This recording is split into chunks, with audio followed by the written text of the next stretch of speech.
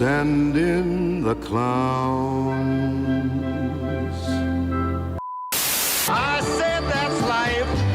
That's life. And as funny as it may seem, some people get their kicks stomping on a dream.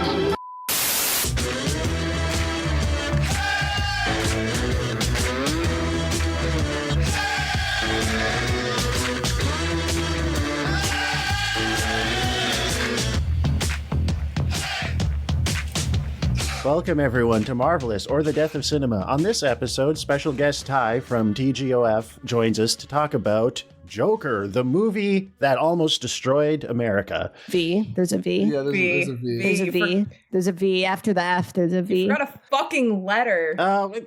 There's too many letters. There's too many letters. You spelled out those good old-fashioned. Yeah, that's close enough. They really like that drink. Close enough. So who made the Joker? Who? Isn't it like Bill Finger? Well, the movie. No, I don't. Todd Phillips. No, I think that was a Todd Bob Phillips, Kane. director of The Hangover and other movies. Like, he did 8 Mile. No, he didn't. No, that was the guy who wrote it. No, he also did. No, Todd Phillips also did The Hangover, Road right? Trip. He did Road Trip and The Hangover movies. Oh, Road Trip. Man, that's a movie I haven't thought about in a long time. He did the Starsky and Hutch reboot. Yeah, he did fucking Road Trip. And now more like they should have promoted like Joker from the director of Road Trip. Yeah, that's the one with Tom Green, right? Yeah, that movie with Tom Green. The Tom Green one. Oh. Next thing you know, they're gonna let the guy who made like Paul direct like the next Avengers movie.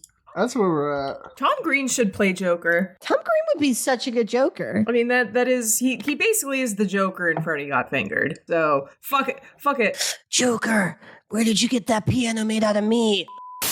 I'm being creative. Now, if you'll excuse me, I still have some work to do. Daddy, would you like some sausage? Daddy, would you like some sausages? Fuck it, watch something else. Freddy Got Fingered. Bye, everybody. That's the episode. We're not going to talk about Joker at all. Joke's on you. So what did everyone think of the movie? So It's fine. It's fine. It has its moments. I watched it. I watched like 40 minutes of it before work, and then I went to work, and then I watched the rest of it after work. How was work? Oh no, actually I watched another 40 minutes after work, and then I had to record my podcast, and then I watched another 40 minutes. So I might not have the most coherent view on it. I thought it was pretty good. And then my girlfriend, who was just there for the last 40 minutes, right about when he got hit by the car and like the cops started getting killed by the mob, she just looked at me and said, "This isn't a very good movie, is it?" And I didn't think about it until that moment. But then when she said that, I reflected and I was like, you know what? It's kind of not a very good movie. It's like the like prime mid, you know, where it's like, yeah, it just kind of coasts for the like off the setup for like an hour, and I think it's a great movie if like you're one of the people who like watching YouTube videos where it's like in the Dark Knight Twisted Metal dimension, the Joker, the Batman who laughs, finally did his master plan on Batman. Like, I think if that's your, like, baseline, this is the best movie you've ever seen. Oh, you mean Comics Explained? Oh, like with the robot voice? Yeah. No, actually, there is a guy who does that on YouTube, and he has, like, the least broadcaster friend. And I can say this as someone who genuinely hates sucks the sound at talking, of my voice and sucks at talking. Yeah. This guy is worse. Like, it's crazy how bad the Comics Explained guy is at talking, to the point where, like, he'll just, like, leave the mic. Like, he'll just, like, walk away from the mic, like, in the middle of a 9-hour video. Damn. That he clearly did in one take. Is crazy. Damn. The bar is incredibly low for video content, isn't it? As long as you can just, especially pump about stuff comics. out. There's, like, 2 guys that make watchable, like, YouTube videos on comics, and one of them is Linkara. That's, I tried. I gave it, because all of you Zoomers are all just so into those guys. I tried watching Linkara once, and I heard him talk for like 3 minutes, and I couldn't take it. It was like being in a comic book store. It was horrible. I don't agree with his taste on Yeah, but we're women, trying to get him on the show. No, we're We've been not. trying to get him on. I'm We've been vetoing trying to that. get him on the shows No. ever since I met him last year. He is never doing the show. You're trying to link up Yeah. Actually, We're trying to bring the There light you go. bringer. We're trying to get the light bringer to bring his light onto the show. he might do the show if I start wearing a dress. Oh man.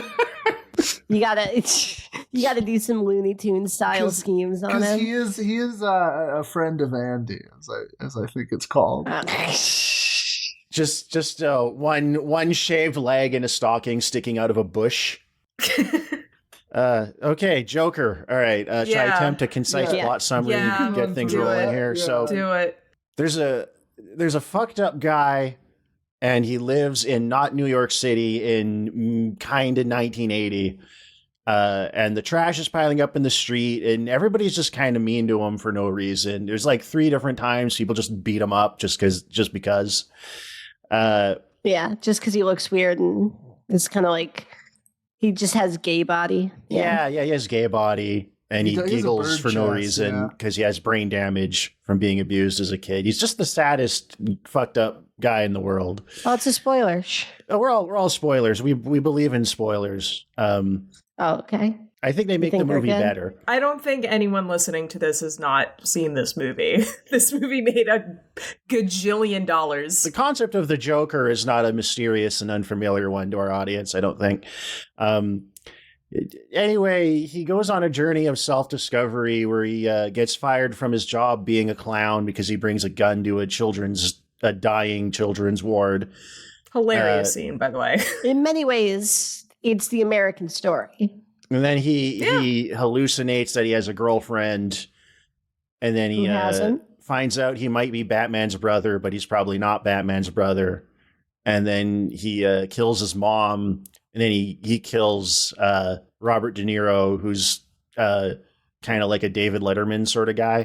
And then he accidentally and he kills a bunch of jerk-off rich guys on the subway who beat him up for no reason.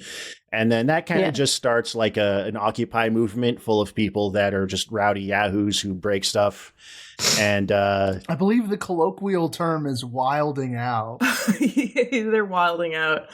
and then he becomes a hero to them and gets sent to Arkham Asylum. The end. Oh, there's also a little guy that he murders another guy in front of who can't reach the door, and he has to let him out. That is the best scene in the movie. This is the funniest scene in the movie. It is this on rewatch, and I saw this movie when it came out. Like I never bought into the whole fucking hysteria around it, but on rewatch, this movie would work so much better if it was like an outwardly dark comedy. Like me and Stu we've done this thing. It kind of is. It just doesn't commit to the bit all the way. We do this thing, you and I, Stu, where we will have the exact same thought because we have some weird telepathic bond, and we both thought, like, what if this was by like Todd Solondz?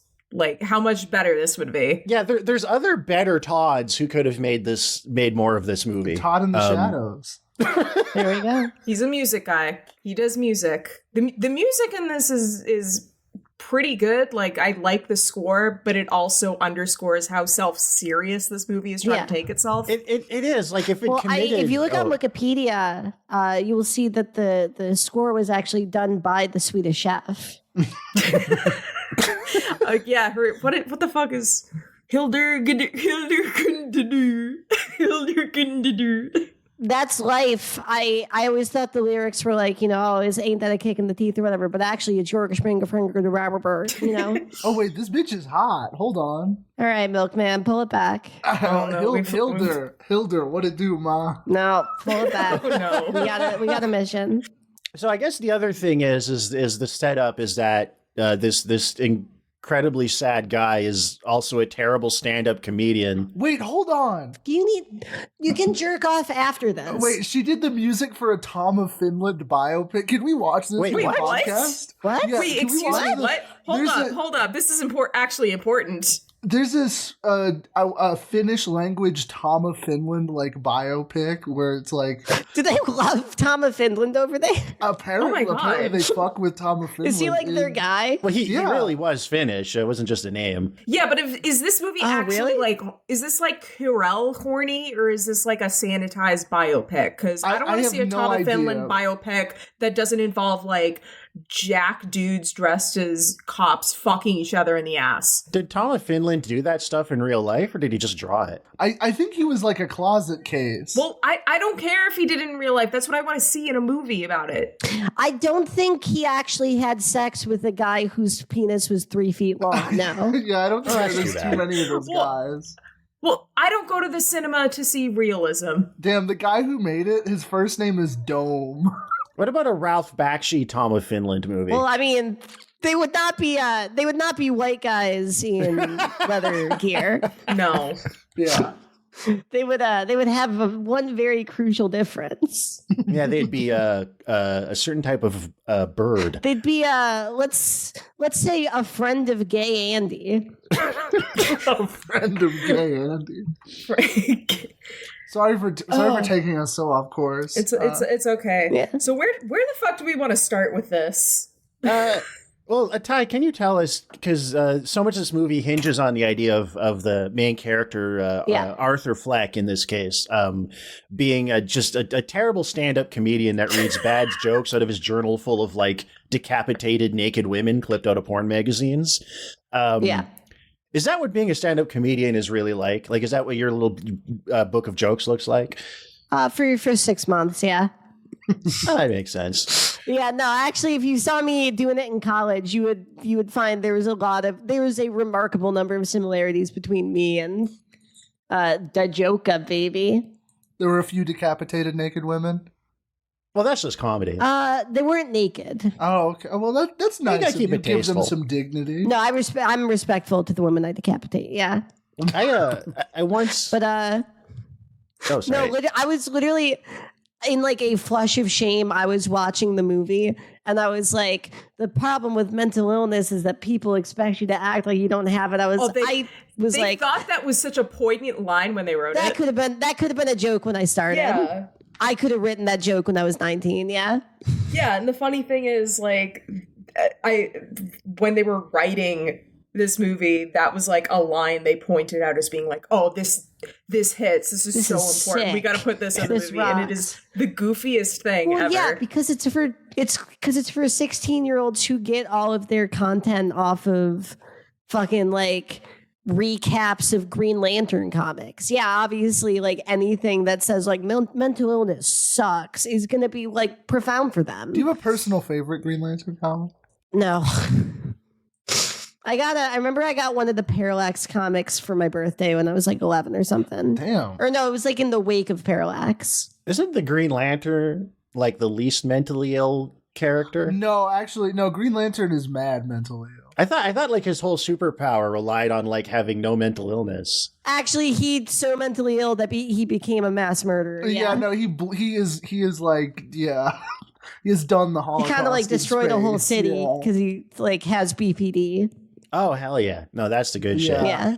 Also, that story written by a pedophile who blamed. Oh shit! Congrats. Blamed. I think he literally wrote a blog from jail where he blamed his addiction to child pornography on meth, and he was like, meth should be even more illegal than it is because it makes you look at child porn. Yeah, meth should be more legal than anything. More legal than crack, more legal than child porn. Well,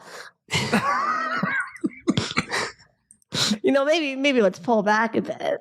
It would be funny if like you had no interest in child porn and then like you you snorted meth and you were like, well, hold on a second. little Susie's looking good. Wait, do you snort meth? You do like half an Adderall. You're just like you're driving to the local preschool. Yeah. They just have to start putting labels on all the ADHD meds. It's like may cause pedophilia. It's one of the symptoms they list on when they show the ads. You've got like someone smiling and frolicking in a field of daffodils because they took pills. And they list how it like causes rectal bleeding and stuff really fast at the end of the ad. Yeah, no, really, you got to do the really fast. You got to get the guy who did the micro machines. Damn. Do you think Ritalin like makes you into really old bitches then? Absolutely. No, wouldn't it be downers that make you into old bitches? Oh, it's a good point. Yeah, so you do heroin, you're like, I need a 70-year-old now. Yeah, that's when you want to fuck Joker's mom. Yeah, you want to fuck Frances Conroy and her lazy. Yeah. I think it's a glass eye, actually. I think so. She's got a glass eye. She had a glass eye. I think Frances McDormand was supposed to, or they offered that role to Frances McDormand. She was like, no. That would have been weird. She's like, A lot of movie people passed on this movie, which I bet in retrospect they were like, God damn it, why did I do that? Because again, this movie made like $1 billion on a $70 million budget, which was considered very small.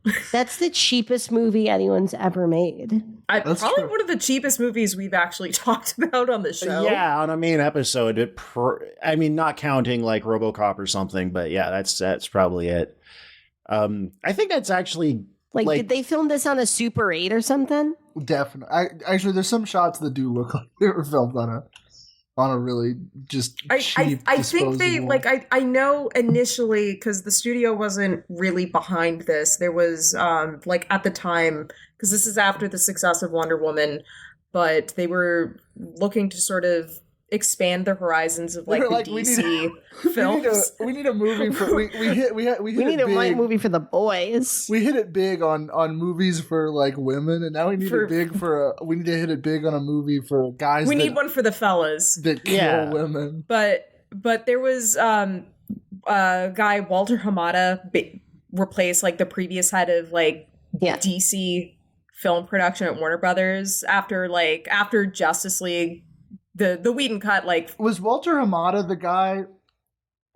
I can't remember. There was one Japanese guy who was involved with DC who was just, like, putting his bit, like, the woman that he was fucking in, like, all these random-ass movies. Oh, that's how Gal Gadot got into film. Nice. Got his ass. Got her ass. Yeah, but he initially set the budget for, like, $55 million because they didn't believe in this project, which Phillips had, like... He pitched the idea for this movie to Warner Brothers executives at a release party for his last movie called War Dogs. That was a fun one. I like that one. War Dogs. I know. That's like it's Jonah Hill and the gay guy from Whiplash. Oh, and they're selling weapons. Yeah, no, I remember that movie coming out. It's a fun movie. You know what? I think kind of like this movie, it takes itself a little too seriously, but like it had moments. Isn't it about like they're arms dealers because of like some random ass legal loophole or whatever? Yeah, they find like a loophole where it's like, oh, anyone can like use the U.S. military like requisition orders, or like anyone can like fulfill them, and then like they go and get them from like Russia or whatever in like small like numbers or whatever, and then they get in over their head and then they get arrested. Is it sort of like Lord of War with Nick Cage? It's a fun one. Yeah, it's like a goofy Lord of War. Yeah. Oh, okay. It's like, what if Lord of War was 21 Jump Street? All right, that's something. All right. Does anyone also... I like Jonah Hill on occasion. Also interesting to note, does anyone remember how they announced a Joker movie with Jared Leto? That obviously never came to fruition. I completely forgot about that. They did, and Jared Leto was apparently pissed that this movie went forward because he was, at least, I don't know if it was like on paper or just a verbal agreement, got promised his own movie, which nobody wanted to see. Nobody wanted to see. He was like, but I bought all these condoms and stuffed dead rats into them. What am I going to do with them now? Nobody wanted to see that movie, but it would have also made $1 billion. There was an audience of like 15-year-olds who, if that movie had come out within a year or two of Suicide Squad, would have gone nuts for it. But yeah, Suicide Squad made like $900 million. If the Jared Leto Joker movie came out instead of this one, rather than TikTok, the biggest app in the world would be 9gag. Well, if that Joker movie had come out, that would have been the one that caused like actual mass shootings rather than this movie, which people wanted this movie to cause mass shootings so badly. Yeah. Oh, yeah. Should we talk about the elephant in the room? Okay, yeah, let's get into that. Yeah, That's maybe the most interesting thing about this movie is everybody went insane for no reason about it. It did cause the day of the rope, yeah. Yeah, I'm assuming everyone here remembers the hysteria around this movie and how fucking ridiculous it was. Yeah, there were a couple of weeks where I didn't go outside because I was worried I would get hate crimed. You're gonna get knockout gamed by white people.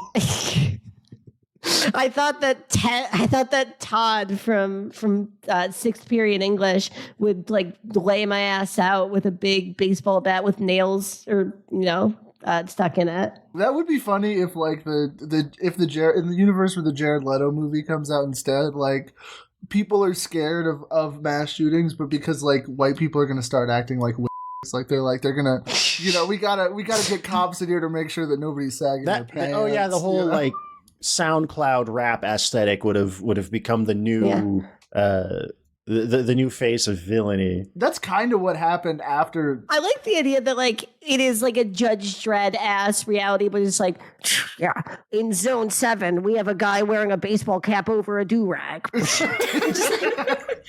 Seeing like a white guy with tribal tats and being like explosive rounds. Yeah. Judges, we need to get into the area quick. There's a guy who's trying to do a crip walk. Pants down around your thighs, 30 years in the ISO cube. There's a white guy named C Murder. But get this, he's a white boy.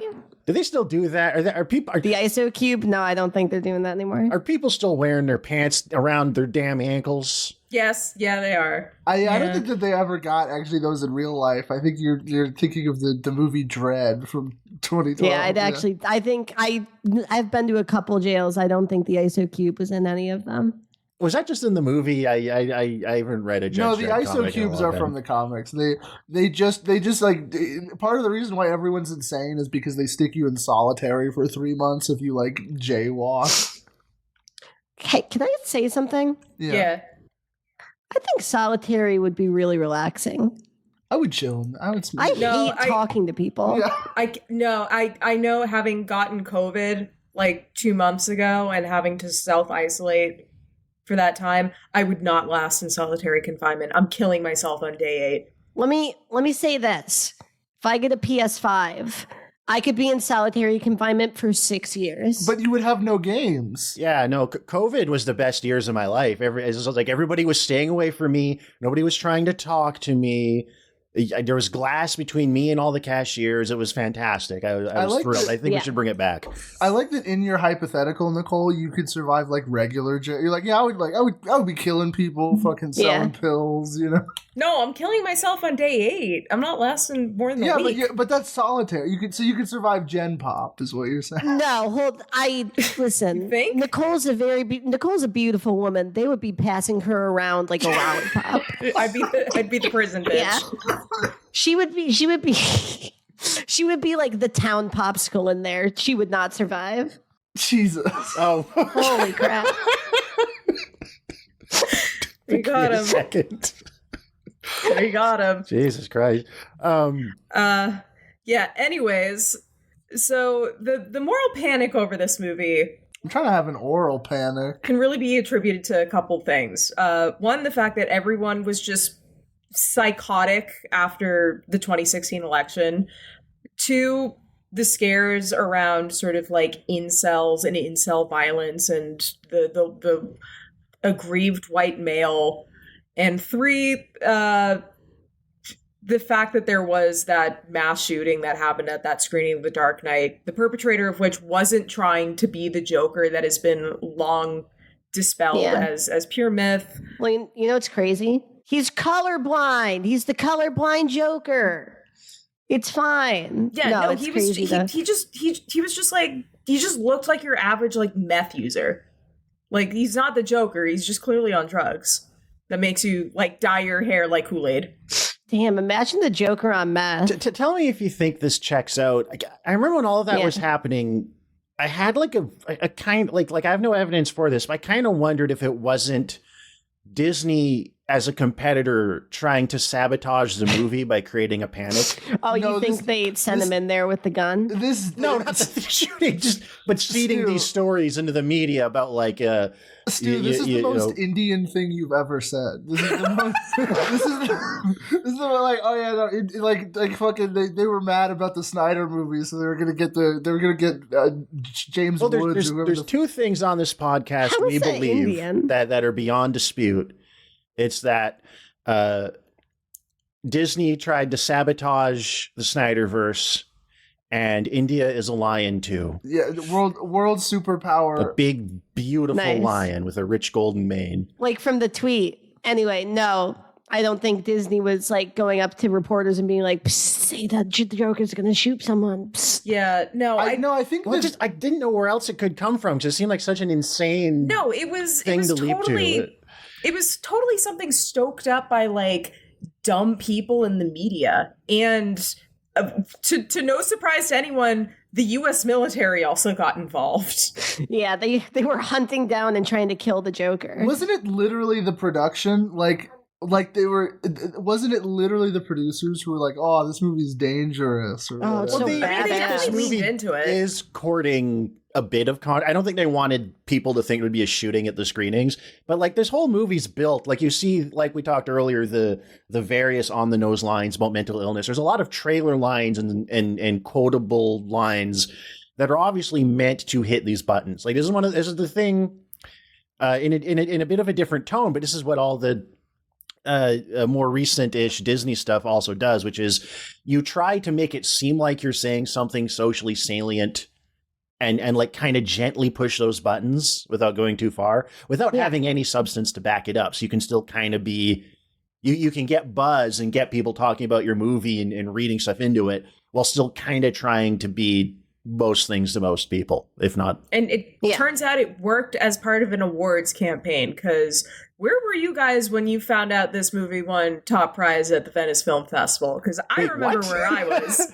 Yeah. I was in Venice. Oh yeah, I was in Paris. I was out with my friends getting lunch. I think I was with my friend Violet, actually. And I looked at my phone. I was like, guys, Joker won at the Venice Film Festival. And we laughed. I was in Venice voting for Joker at that film festival. That was a weak year. Ty was actually on the jury. Okay. I thought you were. I have such like fucking like PTSD from the podcast. I thought for sure you're gonna be like you were actually on like the boat for gay people, or like you were on the plane for gay people. And I had in my throat. I was like, no, I wasn't. And then you just said I was on the jury, and I'm like, oh yeah, that's fine. It's a battlefield on the other show. Yeah, no, it's like battered housewife syndrome. You guys are really mean to each other. Yeah, we hate each other. Wait, let me just see what else was in competition that year against. Actually, okay. Well, Nicole reads her notes. Just on the note of boats full of gay people. Did anyone else notice that Joaquin Phoenix gets like progressively gayer as the movie goes on? He gets so queeny at the end. Yeah, 100%. Oh, but he's like lisping by the time he's on the TV show. Yeah, no, like before the show, he's like voguing, he's like smoking a cigarette, and like doing a cunty pose. Everybody's so awful to each other all the time. Dancing to known pedophile Gary Glitter. He starts the movie just like I'm just having a rough day, and then at the end he's like, "Oh, honey, you're not wearing that out today." I love it. I kind of love that choice. Honestly, if anything, like I'm kind of concerned that this movie was going to get someone to shoot up, but just like a fashion show. Like this movie is probably the biggest stoker of anti-gay violence that like could have come out in the past 5 years. Well, no, I'm just saying, what if we had gay guys took their turn being the mass shooters?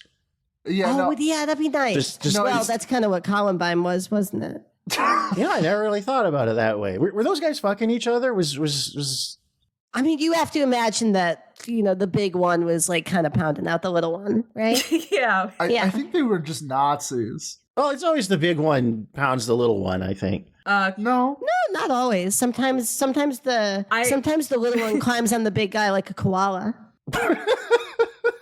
Oh, So I got something I can read because I mentioned the U.S. military got involved and they sent out an email to all active personnel warning them about this movie. Yeah. Who do you think is going to be doing the shootings? It's going to be other This army movie guys. was made only for ROTC kids. Yeah. Like, this is the first ROTC core movie ever made. Actually, yeah, no. In the next movie, he should be driving a Dodge Charger that he can't afford. Oh, so Lady Gaga's just his wife who's getting plowed while he's away on deployment.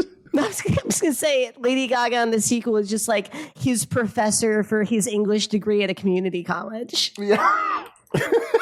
that he killed 70 Afghani like children to afford. Yeah. She just gets progressively heavier as the movie goes on. All right, the email reads. Team, posts on social media have made reference to involuntary celibate, incel extremists replicating the 2012 theater shooting in Aurora, Colorado at screenings of the Joker movie at nationwide theaters. This presents a risk to DoD personnel and family members, though there are no known specific credible threats to the opening of Joker. The opening of The Joker on 4th October. Incels are individuals who express frustration from perceived disadvantages to starting intimate relationships. Incel extremists idolize violent individuals like the Aurora movie theater shooter. They also idolize the Joker character, the violent clown from the Batman series, admiring his depiction as a man who must pretend to be happy, but eventually fights back against his bullies. When entering theaters, identify 2 escape routes. Remain aware of your surroundings and remember the phrase, run, hide, fight. Run if you can. If you're stuck, hide, also referred to as sheltering in place, and stay quiet. If a shooter finds you, fight with whatever you can. This is a condensed version of the HQ. First of all, You're in the fucking army. Your job is to fight. First of all, I love that they couched this in like, okay, guys, like there might be mass shootings, but like you guys in the army get to know about it. You know, like hey, fucking keep on the lookout. I am shocked that you guys were able to pull out meaning from that. I felt like I just sat through like an airplane safety presentation. Second of all, I love that the solution to dealing with the incel mass shootings is the same thing as like when a homeless guy is being too loud. Like what I learned to do when I was working at Ross, if a homeless guy was being too loud, like, oh, run, hide, fight, you know. Run, hide, give cigarette, yeah. I mean, does anybody need to be told to run away from a man with a gun? I mean, especially active duty personnel. I like to imagine, like a military age, like a military veteran just seeing a gun and being like, what the fuck is that? Run, hide, fight should include like they gotta make like stealth mobility scooters for ROTC wives, you know, like they're just black and angular for some reason. Did you ever see those like those newspaper or not news, like magazine articles about like 400-pound guys in mobility scooters that every time they went to Walmart they'd roll in with like an M60 strapped to their back and an ammo belt? Yeah, those are Americans. Respect them. No, but I just see that every time I go to Walmart. I imagine that's what it's like in New Mexico Walmart, right? Oh yeah, no, dude. It wasn't at Walmart. It was at work. This guy just like for the Bob Marley show. This guy comes in, like walks into the like online ticket line, whatever. I don't think anything of it, and then he like comes back out like 5 minutes later, and he's like stumbling high, and I was like, oh yeah, I guess he was hitting his dab pen outside or whatever. But as he's like too drunk or too high to stand, I noticed that like. He's just got like 2 pistols on either side of him. Oh, that feels like very specific to New Mexico. Yeah. What is he fucking Yosemite Sam? Yeah, no, he thought if he got high enough, he could go into the movie and kill Bob Marley.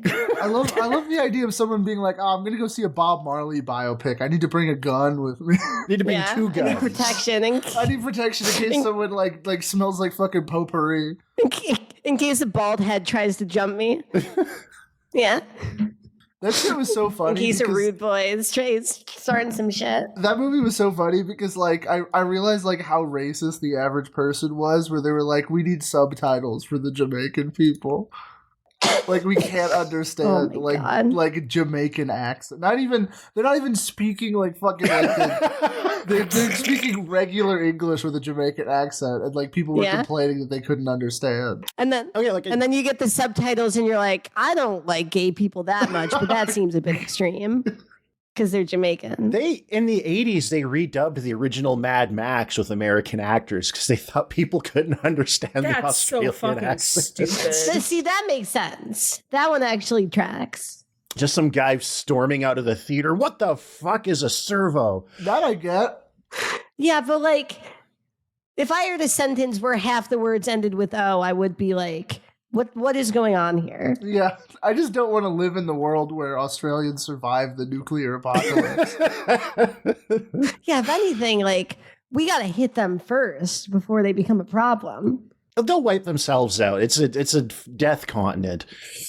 By the way, it's not related to the Joker at all, but while we're on the topic of Australia, can I tell the single funniest story I've ever heard that I need to get out somewhere? It would be our privilege. Yes. So my girlfriend listens to like a lot of true crime podcasts because she's a woman, right? And she pulled me over. We were like about to go to bed. I was like, my eyes were like closed and I was about to fall asleep. And she pulls me over and she's like, you have to hear this. And she plays the podcast that she's listening to, who's telling a story about like an Australian criminal who, just like. He's like, oh no, I've done too much. I've done too much. They're going to come after me. I have to get out of here. How am I going to get out of Australia without anyone noticing? So what he does is he makes a fake ID and passport that says he's an Indian citizen, puts on like full brown face, and then gets on a plane to India, hoping that he'll be able to pass as an Indian over there. And I made myself laugh for, I swear to God, did he get caught 3 weeks straight?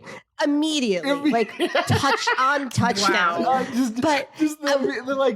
I don't. Yeah. Like, if that was going to work anywhere in the world, though, it would work in Australia.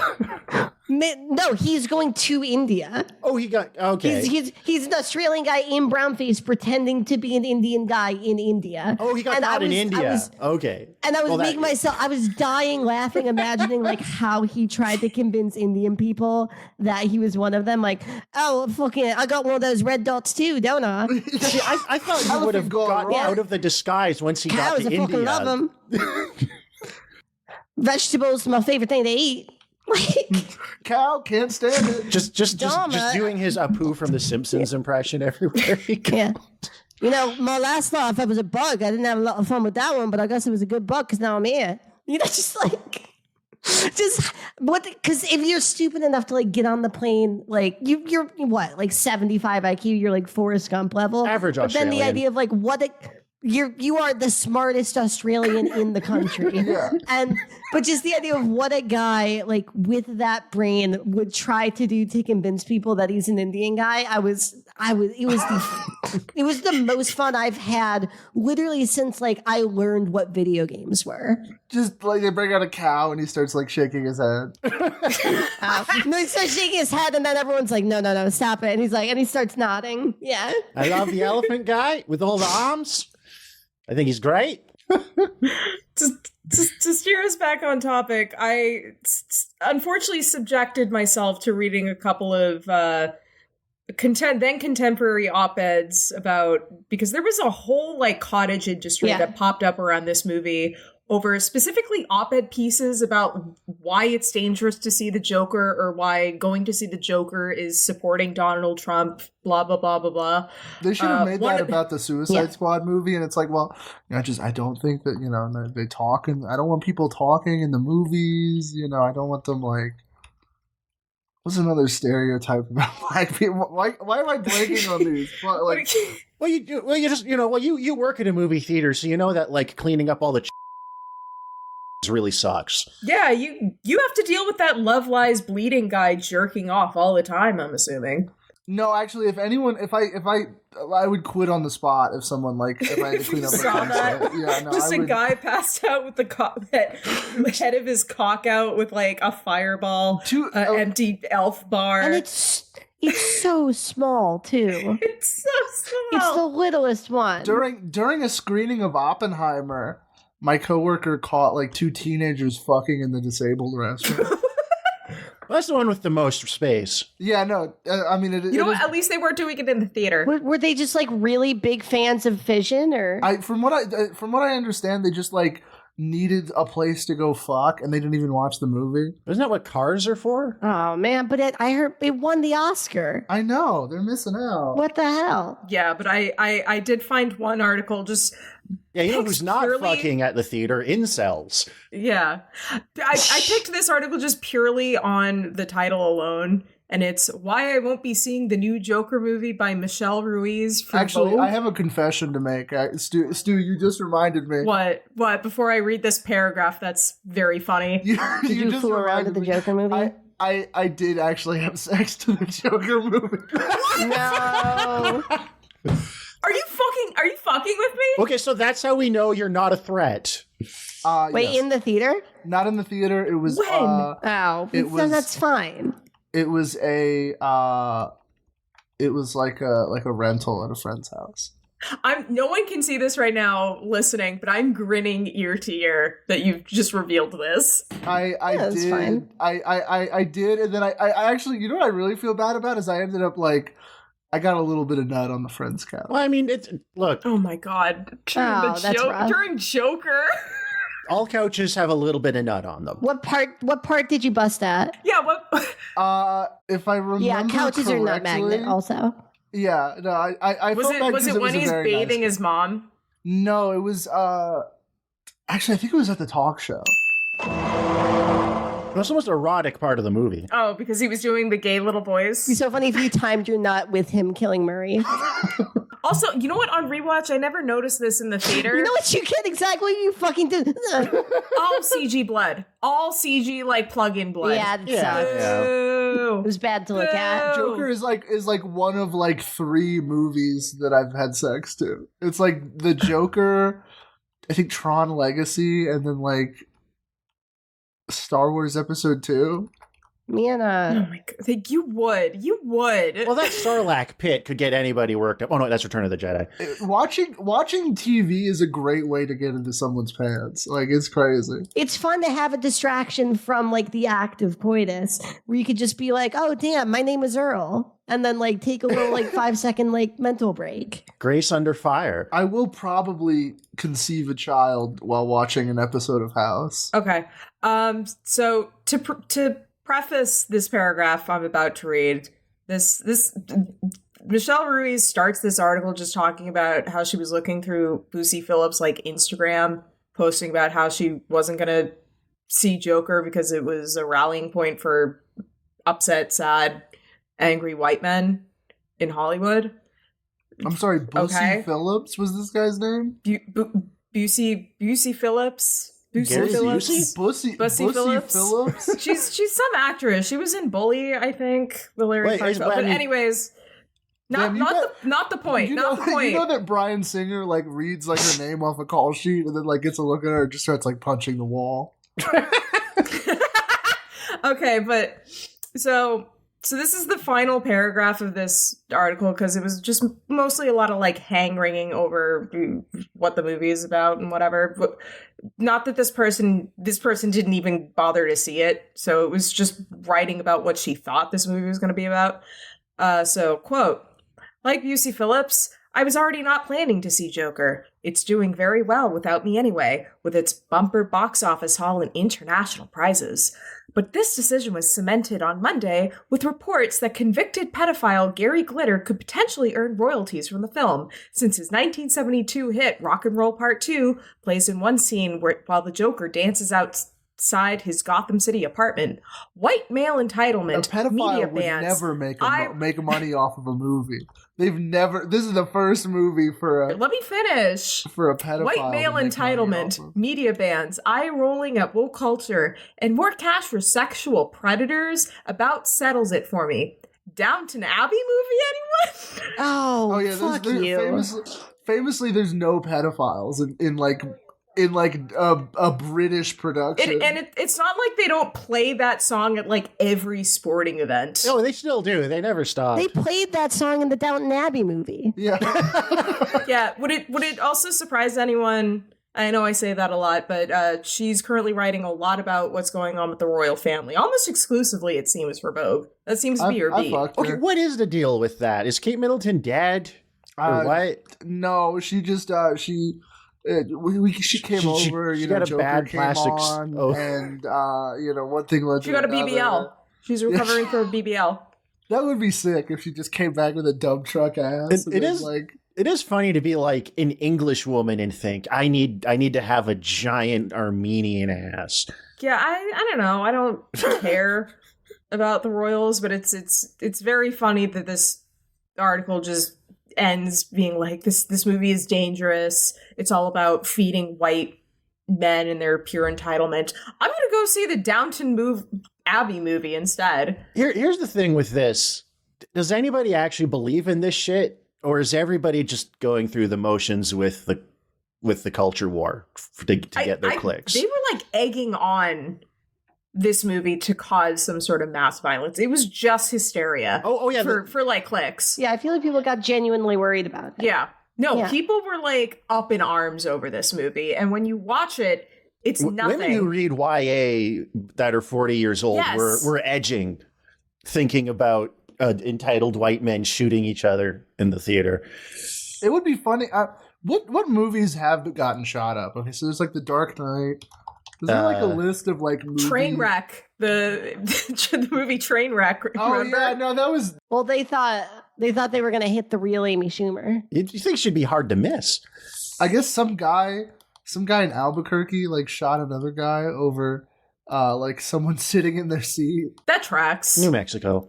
That tracks. What I want to know what the movie was. No Hard Feelings. What the fuck is that? Is that the one that's like friends with benefits but not? Oh, okay, gotcha. Oh no, I'm thinking of the other one. Okay, yeah, that was friends with benefits but not. Yeah, they're the same movie. Basically, they that's so funny. They just released like the same movie like at the same time under two different titles. Yeah, that's stupid. It is. I also got. Would it surprise? Again, that's the second time I've said this. Anyways, Joanna Robinson also wrote an article. Our friend of the show.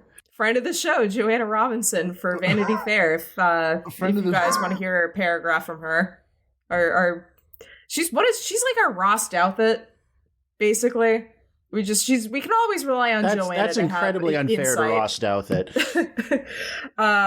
And the title of her article is "This is the Joker the Trump era deserves, but not the one we need right now." Does she have us all blocked yet? No, not that I checked. She doesn't care. Damn, that's crazy. She's cashing in like book royalties or something. She's too busy watching stuff for The Ringer. I don't know if that book's making a lot of money. I don't know, but all right. So anyways, Joanna wrote, "Throughout most of his history, the Joker is robbed, killed, and acted out for attention. Usually he's catering specifically to a bat-eared audience of one, but Phoenix's Joker is driven by a bottomless need for a validating spotlight. And like Trump, who was easy enough to ignore when he was just the host of an NBC reality TV show, but impossible to brush off once he moved into the White House, Joker, with its glossy Venice Film Festival premiere, Oscar campaign, and veneer of Martin Scorsese-infused respectability, is impossible for even the most superhero-verse film critics to ignore. Most chilling of all is Arthur Fleck's ability to inspire and embolden a legion of copycats, which takes crucial shape in the film's Wayne-centric climax. What is this Joker if not a clown sent to drive the world mad as he is? This, without a doubt, is the Joker our era deserves. Just maybe not the one we need right now." I love that she's writing from the perspective of the Joker is real, but also like that you could previously ignore the Joker. Like, no, he was like the Joker is real and he is in the White House. He was detonating like atom bombs over Gotham City once a week, but like you could just kind of chill. But like, damn, dude, if he like said some annoying shit about healthcare on like the 1970s Jimmy Kimmel, you wouldn't be able to look away from that. But like I feel like this movie especially, I think more than anything that kind of came out around this time is the one that kind of encompasses like how we read every piece of media through the lens of Donald Trump. And just the whole Trump era was just exhausting that way, because it was always the most stupid, superficial and here's the thing that drove me insane about the entire liberal response to Trump, especially in comedy, is for all of the whole, we're going to mock him and denigrate him and make a farce of him, they never could actually stop taking him seriously, which he never was. He never was serious, and he was never actually in charge for a goddamn moment. Yeah, I mean, I will say within the context of this movie, they do lightly code Thomas Wayne kind of as, you know, similar to like how Donald Trump was, you know, a very successful like businessman in the 1980s, you know, before he got into politics. But that's even just like the loosest sort of connection that exists like in every sort of like modern iteration of like a rich oligarch. They hint at the idea of Thomas Wayne maybe being like a rich pervert piece of shit, maybe, but they have to leave it vague. Try to run for mayor. Yeah, but they have to leave it vague because otherwise it would compromise the Batman IP writ large. Right. That's the problem with these types of movies. Is Thomas Wayne is so funny to me as a character because he's like a CEO, but he's also like a doctor for some reason. Like. I don't know why because Thomas Wayne in the comics is like a surgeon, but then he's also like he's like an 8-year-old's idea of a rich guy where he's like a master surgeon, but also he owns a company. Yeah, and he's a ninja. He's a ninja. He's multitasking. Yeah. I mean, they did try to get, or actually, no, Alec Baldwin did sign on at one point to play Thomas Wayne in this movie. I literally turned to my girlfriend when they came on stage. I'm sorry, all my stories now are like, I turned to my girlfriend because I don't leave my house. Humble brag. Oh, humble brag. You're in a loving relationship. Some of us can only be so lucky. Well, no one said that, but... No one said that. No, I'm kidding. I do love her. But I literally turned to her when he first showed up and I was like, did they literally just put out a casting call that just said, like, we need an Alec Baldwin type who isn't Alec Baldwin? Like, so well, it's crazy to know that, like, he was signed on to the project at one point. It would be cool if Alec Baldwin played Thomas Wayne and, like, when he goes in the alleyway, he starts popping back, you know?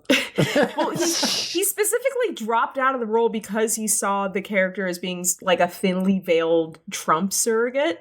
Which and he's like, really that's my favorite guy. Barely, aside from that bathroom scene, he's like really nothing. And then just in the context of the movie at all, like he's not really, like we wouldn't get that kind of read on him. Like he doesn't read as Trump aside from just like, because in order to be Trump, you got to be like really queenie about it. And Thomas Wayne's just kind of like at least what we see of him in the movie, just this a pretty conventional, like, patriarch. Conventional rich guy. Yeah.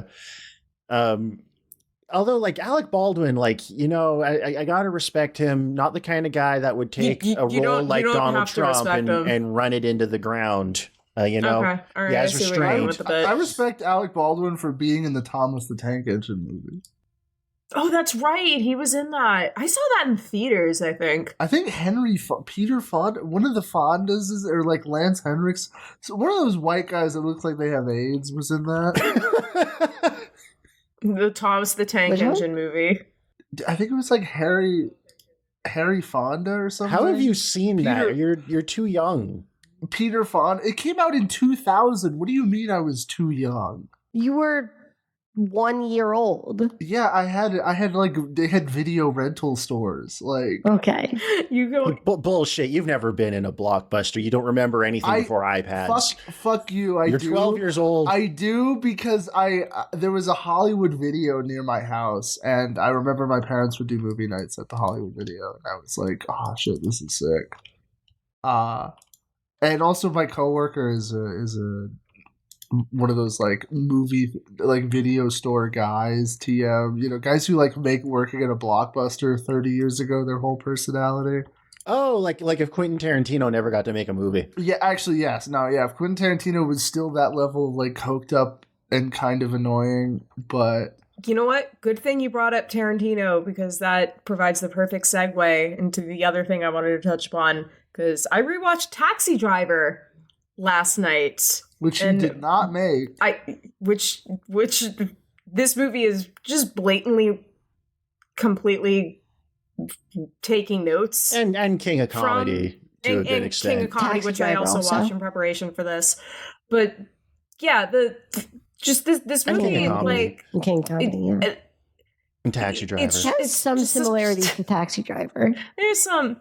I mean, there's the one scene, Wilson like the one scene where he's like coming out, like pretend, like practicing how he's going to be on the talk show with the gun. That is the exact same scene as "Are You Talking to Me?" Like one the scene to one where he's doing comedy is the same is the comedy scene from King of Comedy, which is another movie that it's another movie also directed by a guy named Martin Scorsese. Yeah. Actually, you know what else? Martin Scorsese. Yeah. He's the Taxi Driver. Robert De Niro in it.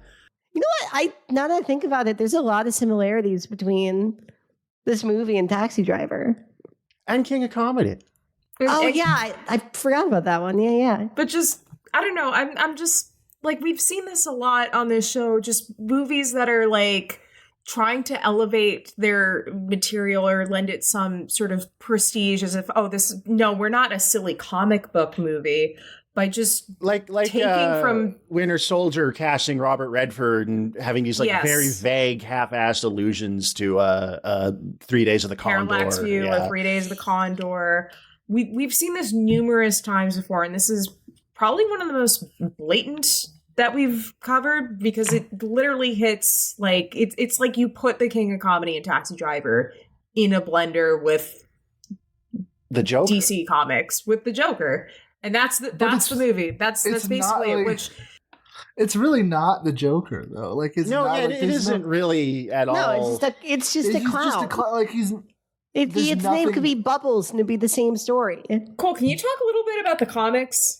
There's really nothing to point. Like the closest you can kind of get to it, in the two like, and this is like, you know, same ballpark and not very much closer. Is like the Killing Joke, which we talked about before, where it and admittedly it doesn't even posit like the origin that it gives for the Joker as being like the real origin. It's just like it could be something that he's making up on the spot. Where he is like a shitty failed stand-up comedian that then becomes like a small-time crook and then gets dumped in a thing of acid. But like, the idea of like the Joker is like some guy who went insane because like the black women at CVS didn't give him his Ritalin or whatever does not exist. Like there's some like loose thematic elements, mostly just like in the visual look of the Joker from Brian Azzarello's self-titled Joker. I remember reading that in high school, graphic novel where he's also kind of like a long-haired, like quirky guy. But that graphic novel sucks shit. Actually, the movie is kind of better than it. That was from the era of like, okay, we're going to do everything super grounded and gritty. And also every character has like a million lines on their face, so they all look 100 years old. Exactly. Yeah, that shit no point. But there's really nothing like, even that's why I think, and I didn't get to do one last episode, so I get to do one this episode. Yeah, go on. I think that the Batman is a better like quote unquote like prestige comic book movie, because it like isn't afraid of the fact it actually is a comic book movie, and it's not like, you know, some shit that just kind of has a comic book character slapped on it. That's the thing, is this movie is a response to a vague meta commentary on the Joker as an icon only from the movies. Exactly. Yeah, it's a response to Heath Ledger Joker being the guy that everybody on 4chan made memes out of in 2009. And I ultimately like the movie, but I think that like I like it like to be like completely divorced in my head from the fact that it's like supposed to be about Batman, kind of. And in fact, I think if this had nothing to do with Thomas, if they just fully cut out the Thomas Wayne shit and it was just about some random guy in some random city, you know, you can still call it Gotham or whatever, but like I think that the Batman trappings make it like it completely my least favorite. suffers for having to do with Batman because it limits what they can do with the concept. Dude, the scene where they shoot him in the alley is so bad. That actually genuinely might be the worst. Like at this point, there have been a dozen like alleyway Batman Parents shootings. This one is easily the worst. Just like gracefully pawing at the pearl necklace as he just like shoots him in like the abdomen, like. He like catches him in a kidney, and it's like, oh no, I'm dead. And just like they show Martha Wayne for like 2 seconds, and she looks like fucking like she's like 70 years. Yeah, she looks like the oldest woman of all time. Bitch. They have like an 8-year-old son. Yeah, she looks like a character from Dallas for some reason, where she's wearing like pearls and a fur coat, and she has like short blonde hair. She looks like a character from like Murder, She Wrote. So it's so fucking weird. While we're on the topic of the Wayne family, I wanted to get in one more point before we break. Before we have to say goodbye, which is that if I learned that I had a brother who was an 8-year-old son or who was an 8-year-old boy. Oh, we didn't even touch upon that. My first move would not be to go to his house and like stick my fingers down his throat. Yeah. That seems like a crazy pull. He is just acting like a pedophile in that scene. Yeah. Yeah. He's 100% acting. This movie should be called like Joker in parentheses, the pedophile. Oh, so people know he's different from the other Joker. People know that it's not the Joker from the comics, it's the pedophile movie one. Yeah. Well, he gives out a card because the whole laughing condition on rewatch is also very funny, I think.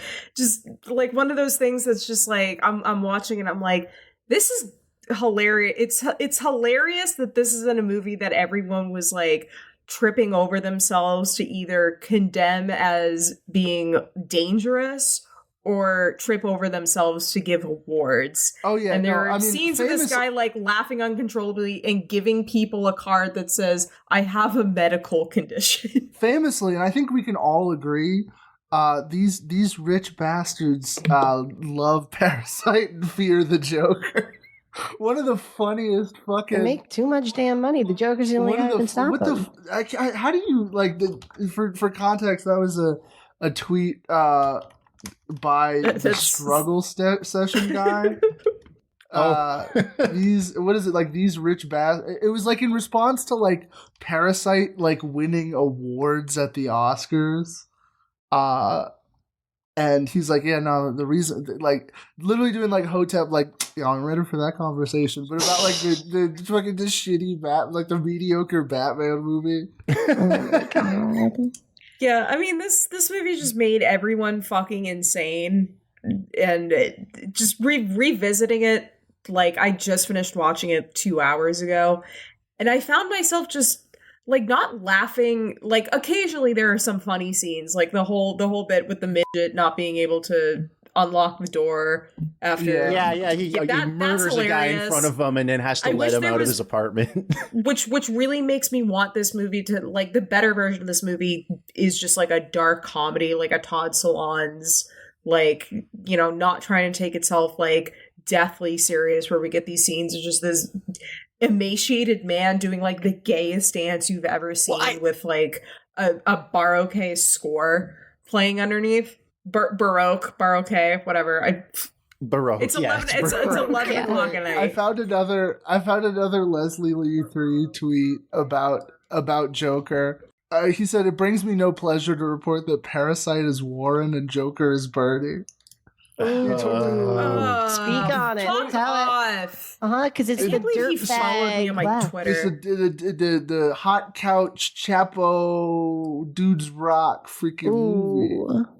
It's the cool guy. It's not DSA. Well, that's just falling for what the movie is doing by having the vaguest gestures at maybe having politics, maybe. And maybe Yeah, I can't help but understand why people do that, because we've watched so many of these movies and they movies go, like, don't do anything. This movie at least hints in the most obvious ways, of course, that like cleared because the bar was in the fucking floor stuff when it came out. It was 2019. It was before the MCU started to fall apart.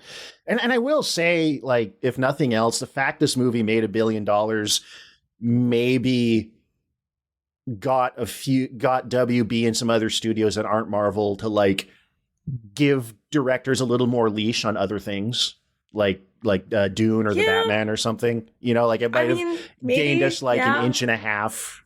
It has funny moments. It has its moments. It's on the better end of things we've watched. Absolutely. I like all the scenes of Joaquin Phoenix running around with like his Bugs Bunny physicality. I think he's an interesting physical performer. Yeah, he's especially in this. Yeah, his physical. I mean, yeah, because this is also the second time an actor has won the Oscar for playing the Joker. The Joker is now like a prestige. About that. How a prestige role. Joker's a prestige role. Yeah, he rocks. And then there are way better Joaquin Phoenix performances out there. But I can't say I'm not the impressed Master is by just a better version of this movie. Yeah, I can't say I'm not still somewhat impressed by his physicality in this movie, even if it is mostly him doing a gay-ass little dance in his disgusting, filthy apartment in the nastiest, like, wet, tighty-whities you have ever seen in your life. Did you ever see The Machinist with Christian Bale? No, I haven't. Batman?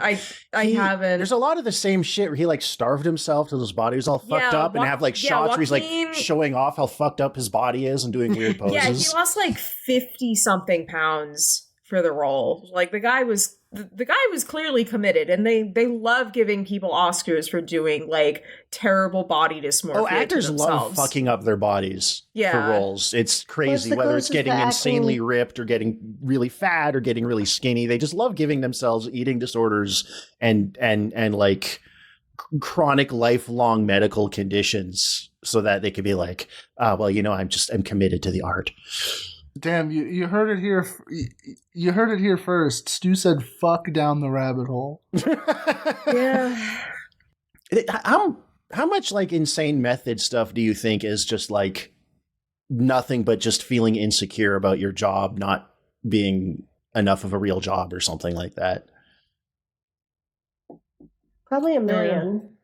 I have the same theory about like YouTubers that do like one really insanely high effort video a year. Not that I begrudge them putting effort into their work or anything, but like I watch them sometimes. I think you're a bit insecure about doing your stuff on YouTube, aren't you? Maybe being a content creator could have saved Arthur Fleck. But I guess we're kind of the one more thing I just briefly want to touch upon, and then we can end. How are we feeling about Joker 2? That trailer is going to come out like any week now. How are we feeling about that? Are we going to go see that? I hope it's gayer than the first one. I heard that it's a musical. I think it'd be funny if all of the songs are just like covers of songs that different pedophiles did. Oh, it's like a Gary Glitter pedophile jukebox. Yeah, 100%. Musical? It's like rock of underages. Rock of ages. Rock of under.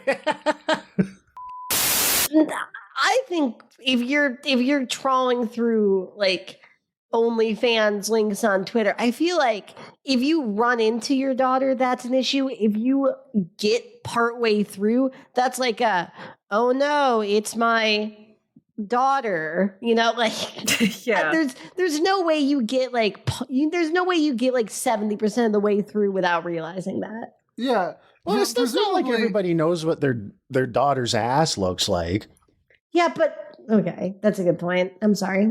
I mean, I don't have kids. Maybe you do. Maybe you're just like. And with that ass looks kind of like my wife's. I don't know, that maybe. But smaller. Sure. Do we want to quickly? Let's quickly do the watch something else. Watch something. Oh, yeah. We don't even need to because it's just Taxi Driver and King of Comedy. Sure. This is the most the easiest, most obvious watch something else ever. Oh shit! It is kind of like Taxi Driver.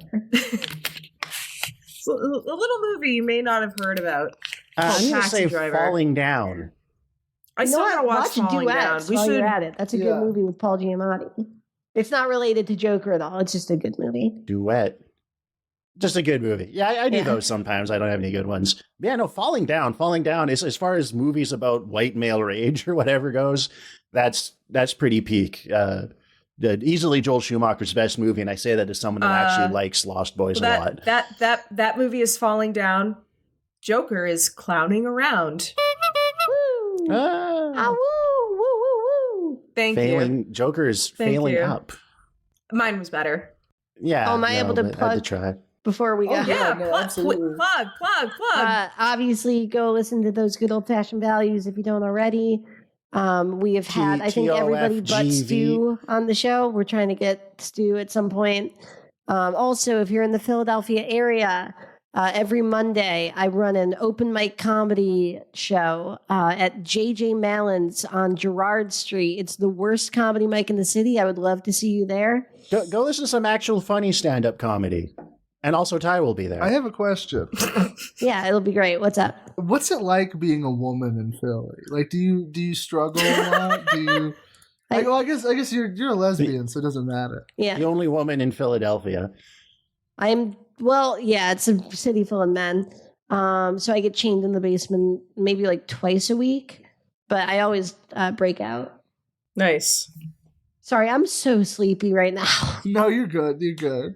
Oh, yeah, I can see you're kind of fading. Yeah, we can wrap up here. Yeah, I'm also getting sleepy too, so I'm going to read all of our patrons from February 15th, since we are recording on the 15th. We're recording this early because we really wanted to have Ty on, but it is Thursday. Presumably this is coming out Thursday. I am currently at Boston Underground Film Festival, and I will be there Thursday, or this is going up Thursday night, so I will literally be there Thursday night. Be sure to take your vitamin D supplements. I'm taking probiotics for my tummy. Well, because there's no sunlight underground, so you need your vitamin D supplements. Oh, that's true. Now, if you want to win the Nicole Fuck a Fan contest, you have to remember every piece of minute. Nicole's going to ask you 3 riddles that are actually fact trivias about the show. So you gotta not only do you have to listen to every episode, but you have to listen to all the Patreon ones too. You do. All right. So thank you to Cormac's Inferno, Zaldine, Qwerty, Brian Landry, Bor PSW, Plasmaz 333, Valeriano Piatella, Throne of Boners. You get the Madeline Winters crown this week. Burner. Didn't we get it last week? You can't get it again. Okay, well, all right. We'll see if we got another. Good Hold one. on, I give the Madeline. I'm the Academy here. Okay, you can be the Academy. Thank you to Burner, Jake Trapila, Josh, Sanrio Legend, Nick G, Isaac the Husker, Tashawn Woodruff, Kinbel Sev, Luis Ramirez Liberto, Giovanni Satina.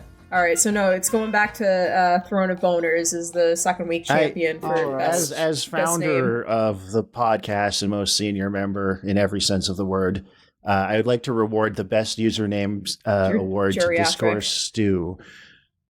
That's me. Everyone just thinks that's your real So does that name. make me the middle child, even because you were the one who came to me with the idea for the podcast first? So you can't. So you are entitled to the founder or the originator. I'm the dad of the podcast. You're the dad. I'm the patriarch. Mom, and Cole is our mixed race baby. Yeah, because you're a person of color. Italian, as we have established. Italiax, but Italian and. Is that a race? all Bostonians are so yes. Okay. Anyway, thank you everybody so much for listening to the show. Thank you all for supporting it. Please go listen to TGOFV. Did I get that right this time? Yes. Yeah, those good old-fashioned values. TGOFV, LGBTQ+. Which means we have officially, in all of our main episodes, have all the We caught them all on. We caught them all. So now we have to have other guests on. We have to fill out our podcast decks. I don't know any other podcasters, so you guys can't mooch. It's okay. I'm using my position. I'm unofficially like the public relations person of the podcast because people want to talk to a pretty girl on the internet, so that gives me an advantage. Okay, bye, babies. All right, thanks for coming on. Bye. Thank you, Ty. Send in the clowns. I said that's life. That's life. And as funny as it may seem, some people get their kicks stomping on a dream.